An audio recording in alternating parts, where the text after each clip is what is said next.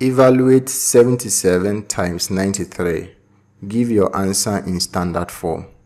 This is a multiple choice question, and so we will solve the question, and then after that we will pick the correct option.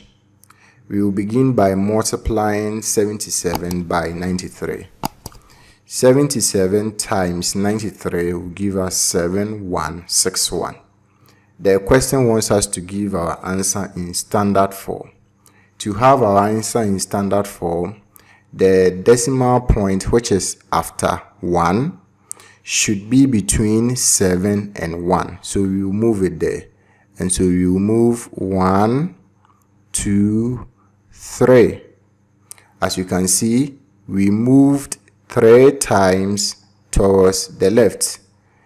And so our number will now become 7.161. Because we moved 3 times towards the left, we will have to multiply it by 10 exponent 3.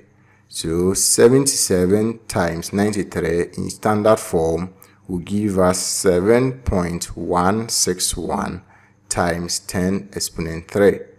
When we look through our options, the correct option is option B.